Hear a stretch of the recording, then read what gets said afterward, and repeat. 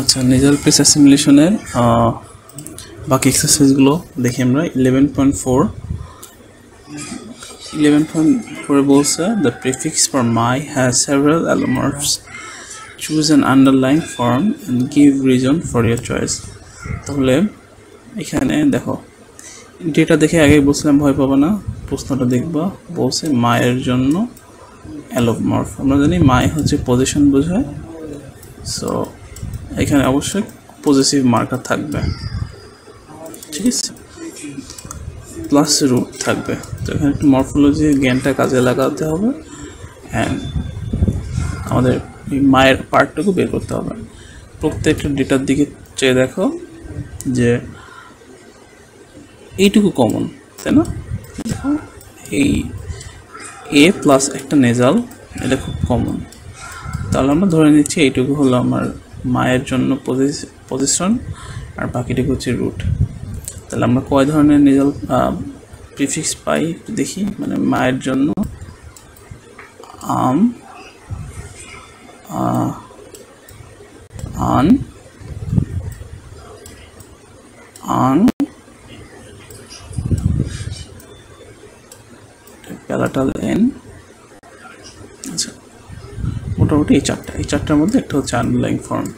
আমরা বলছিলাম underlying form বের করার জন্য নিউট্রাল কনটেক্সট দেখার দরকার, যেটা হচ্ছে একটা ক্লু হিসেবে আমার কাজ করতে পারে। তুমি হচ্ছে 1 থেকে 3 পর্যন্ত দেখো, এখানে আম প্লাস যে রুটটা আছে ওইটা শুরু হয়েছে বাইলেবিয়াল কনসোনেন্ট দিয়ে, পি অথবা এম আছে। দেখো এখানে পি, এখানে পি, বাট এখানে এম, মানে 3টে বাইলেবিয়াল।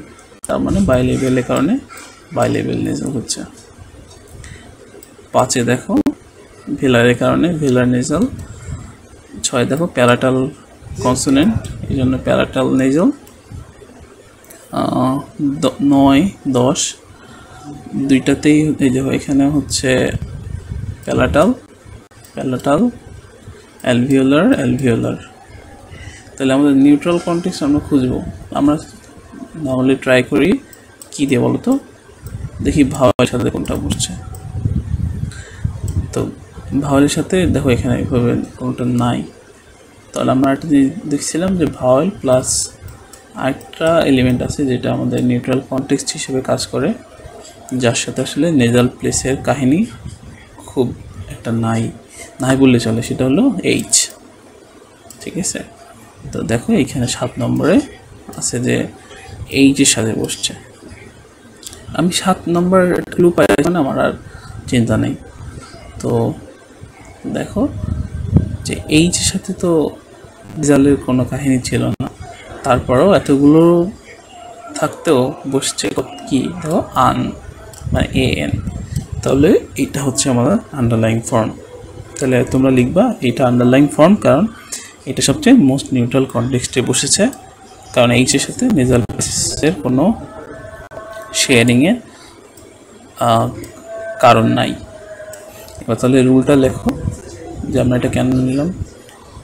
রুলটা সেম, দেখো নেজাল কোনটা হবে সেটা নির্ভর করতেছে তার ফলোয়িং সাউন্ডের জন্য, ঠিক আছে। আমরা ফলোয়িং রুল দেখছিলাম, তাই না, যে এরকম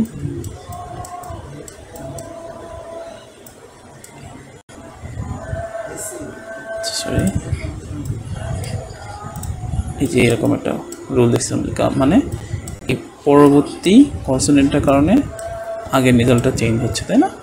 তো এই রুলটা লিখে দিব, আগের ভিডিওতে আমরা ক্লিয়ারলি সলভ করছি, ঠিক আছে। একটু রুলটা লিখে দিই, তুমি হচ্ছে তোমার মতো ব্যাখ্যা দিবা, শেষ। আচ্ছা, 11.5 কি বললে দেখো,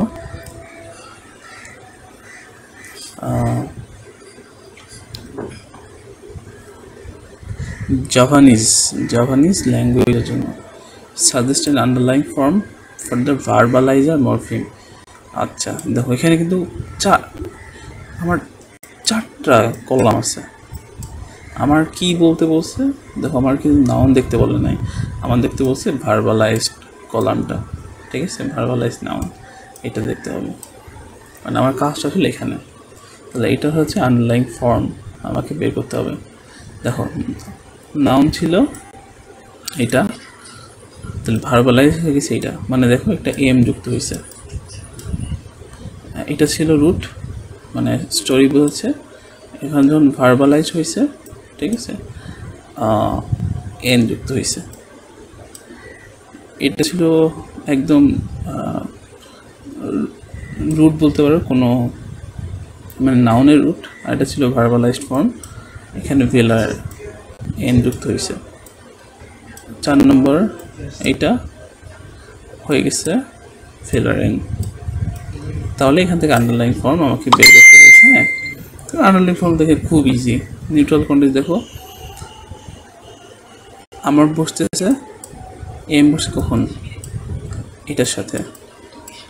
উচ্চারণটা কেমন হবে, ডিফারেন্ট ল্যাঙ্গুয়েজ তো উচ্চারণ করছি না, আচ্ছা করি পাল্টা হোক। ধরো বিউবর বা বুবর যে কোনো একটা হবে।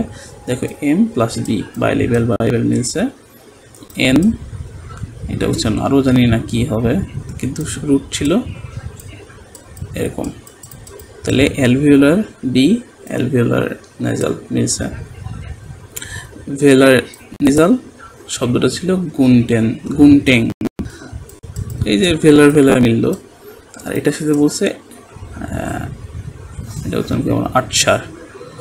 তো হয়ে গেছে, এই যে দেখো ভেলার এন বসছে ভাওয়েলের সাথে, তাই না? তাহলে কি হবে, আমার তো ভাওয়েলের সাথে বসার কথা ছিল না, যেহেতু এটার সাথে বসছে, এটা হচ্ছে আমার underline form. This is the most neutral context. এ দিয়ে রুল লিখে দাও। দেখো নেজালটা কোন নেজাল হবে এটা নির্ভর করছে কিসের উপর, এইখানে নেজালটা বসছে না প্রত্যেকটা ক্ষেত্রে, এই যে সামনে যে নেজাল বসছে, তাহলে কোন নেজাল বসবে এটা নির্ভর করতেছে তার পরবর্তী কনসোনেন্টের কারণে। Following rule, the nasal assimilates in place and immediately following consonant. Rule লিখে দিবা, শেষ। 11.6 the last data below suggest underlying form for the suffix and reason for choosing each. আচ্ছা, সাফিক্সের আন্ডারলাইন ফর্ম দেখো,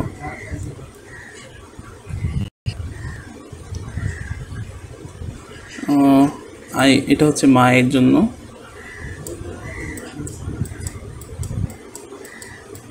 তাহলে বলছে ফর্ম ফর দ্য সাফিক্স। আচ্ছা, তাহলে suffix বের করো, কি হবে বলো তো?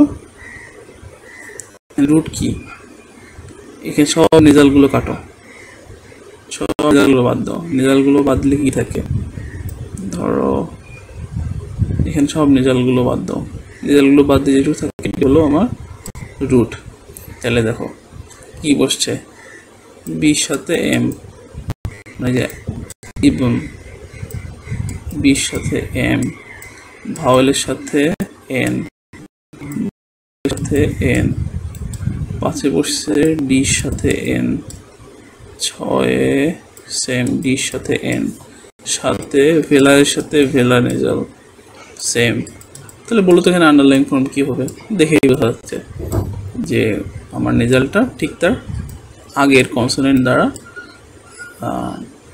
নির্ধারিত হচ্ছে। তাহলে রুলটা কি, the nasal assimilates in place to an immediately preceding consonant, তাই না? তাহলে এখানে আন্ডারলাইন ফর্মটা দেখো, ভাওয়েলের সাথে কি বসছে, এন বসছে। তাহলে মায়ের জন্য আন্ডারলাইন ফর্ম হচ্ছে এন।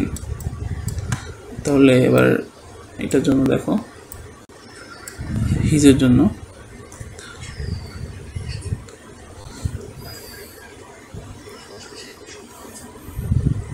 এখানে এই যে আই বি, এটি হচ্ছে রুট, বিব,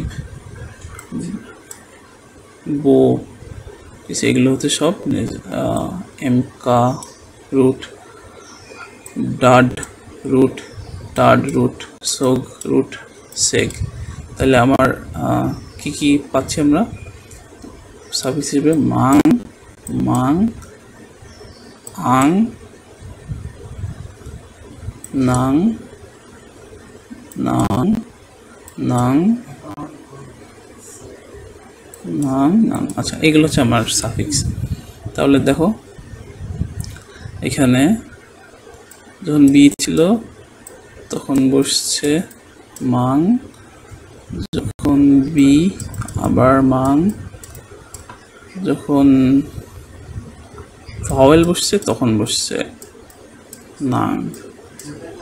দেখো 3 নম্বরটা দেখো, আমার রুট ছিল বো, সাফিক্স বসছে এইটা, মানে দুইটা ভেলার নেজাল হয়ে গেল। তো এইটাই তো আমার নিউট্রাল কন্টেক্সট। তাহলে এটার কি হবে বলো তো? এটার আন্ডারলাইন ফর্ম হচ্ছে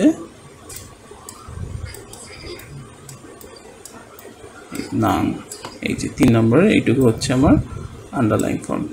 আর রুল যেটা বললাম, আমার নেজাল ঠিক হচ্ছে ঠিক আগের প্লেসটা অনুযায়ী, তাহলে a nasal assimilates in place to an immediately preceding consonant। ঠিক আছে, এই রুলগুলো কীভাবে লিখতে হয় ঠিক আগের ভিডিওটা দেখো তাইলে বুঝতে পারলাম।